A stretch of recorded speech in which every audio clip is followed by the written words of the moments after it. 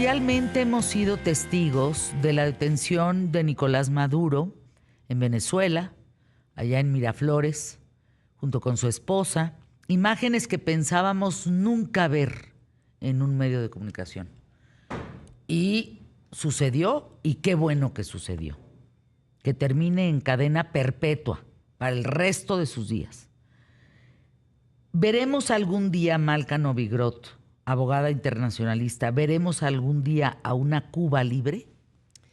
Ay, Fernanda, es una buenísima pregunta, pero está mucho más difícil el caso de Cuba que de Venezuela. Y te voy a decir por qué. Ahorita lo que estamos viendo, no estamos en situaciones similares. Yo pienso que Estados Unidos, su afán no es hacer, contrariamente a Venezuela, una intervención quirúrgica, porque ¿a quién interviene? El poder no es el presidente, contrario que Venezuela. El poder es el aparato del partido y los militares.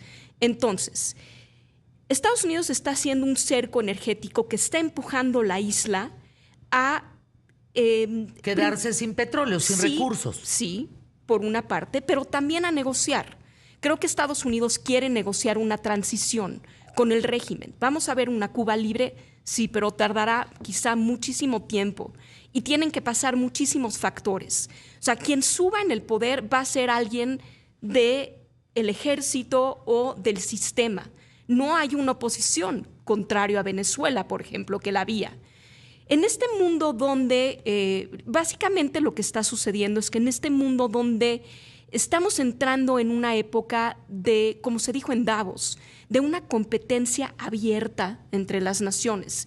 Este mundo de la multilateralidad, y ahí viene un punto que voy a hacer referencia de lo que dijo ayer la embajadora Layuz, por ejemplo, de multilateralidad, ¿qué tal Fernanda? Sí. Una mujer muy impresionante, que dijo que México debería de tomar la iniciativa de formar una coalición para brindarle apoyo humanitario a Cuba.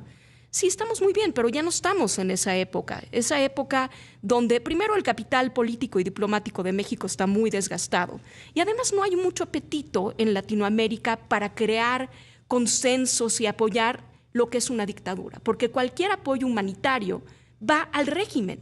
No hay una sociedad civil, no hay un aparato que nos asegure que va a llegar a los beneficiarios, que es el pueblo.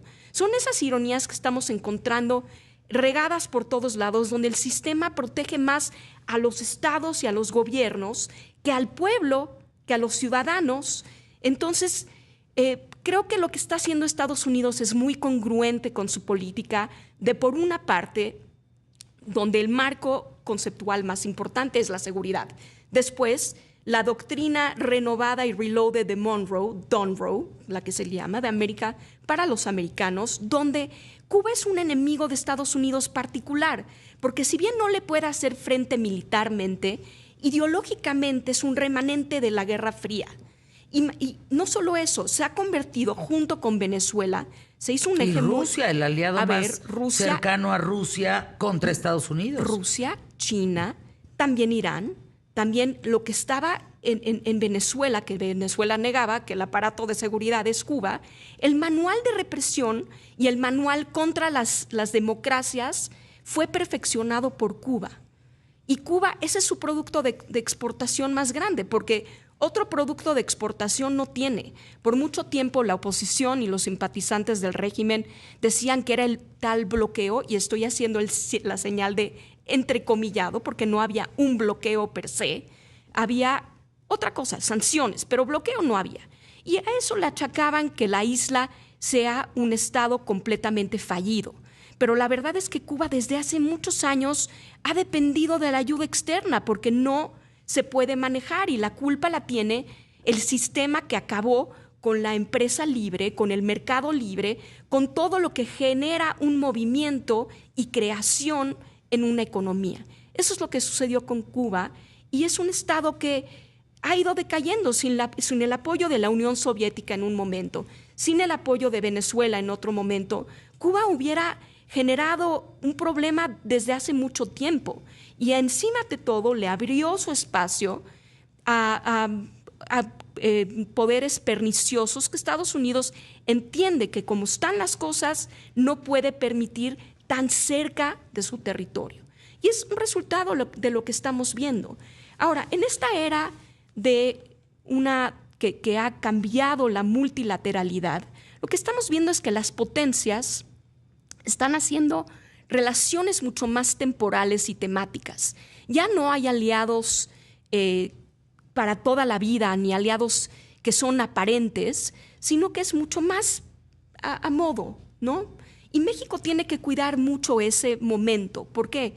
Porque en este concepto, como se está dando, la alianza que tiene México, ahorita todos están compitiendo. Carney en Davos hizo una referencia. Es el mejor speech escrito por él, además, que yo he escuchado en Davos. Pero dijo una cosa muy interesante, que las economías emergentes como México están compitiendo por quedar bien con las potencias. ¿Por qué? Porque no tienen fuerza.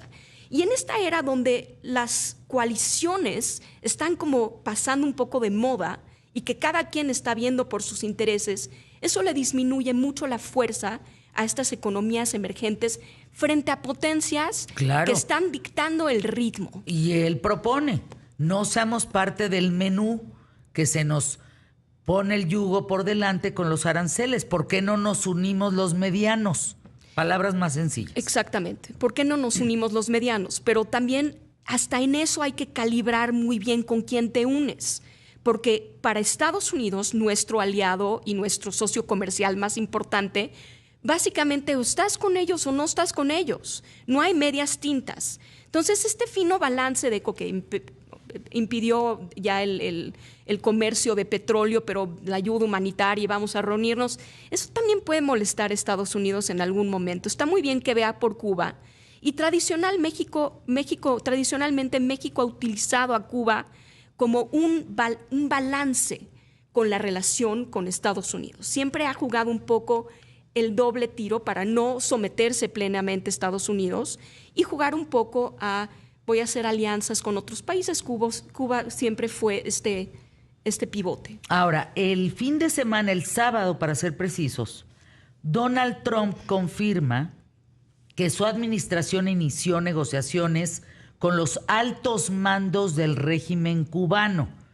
Dijo él, estamos hablando con las más altas esferas de Cuba, veamos qué pasa, creo que vamos a llegar a un acuerdo con Cuba y conmigo. No tiene por qué haber una crisis humanitaria, creo que probablemente vendrán a nosotros y querrían hacer un trato. Así que Cuba será libre nuevamente y vendrán a nosotros y haremos un trato.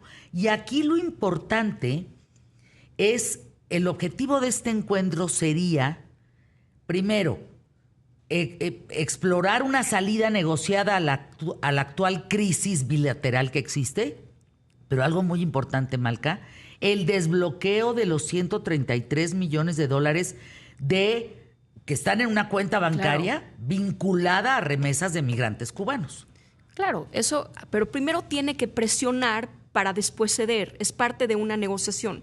Lo que quiere Estados Unidos es claramente, pero es muy inteligente al hacerlo. Sí. Es decir, él sabe que este es un momento histórico en donde Cuba está débil y se le acabaron sus salvavidas. O por lo menos se le están cortando todos esos tentáculos de salvavidas. Sí, llegó vacío el barquito. Pero eso es. Entonces, ahora es el momento de negociar. Pero primero te voy a hacer que te duela y te tuerzo la mano para sentarte y que concedas y que des concesiones. Y la gente, esto es un manual de supervivencia. Son muy pragmáticos los militares. Van a ceder a muchas cosas. ¿Por qué? Porque la isla está en aprietos. La isla está en graves aprietos. Si implica una transición como lo que hizo en Venezuela, negociar con los militares y con el partido lo va a hacer, pero va a ser una liberación lenta, porque para crear no es lo mismo Venezuela que una Cuba que lleva 60 años en una dictadura. Y además, Cuba serán 10 millones de habitantes, de los cuales han salido de Cuba, nada más enfrente a la Florida, 3 millones de cubanos. Más otros 2 que anden por el mundo, Exacto. O sea, y la disminuyó importantemente la población en Cuba. Y Venezuela también. Venezuela 8 impresionantemente. millones fuera. 8 millones fuera. Entonces sí, mira, a Estados Unidos no le conviene un desplome inmediato, porque eso implica una tensión también migratoria. Entonces lo que quieren es apretar y estirar, y parte de eso lo que vamos a ver es que van a torcerle la mano a los militares y al partido para tener concesiones en una transición. Gracias, mi querida Malca Novigrot, por estar con nosotros. @Malca con KH, Malca Novigrot en redes. Hasta pronto. Hasta pronto.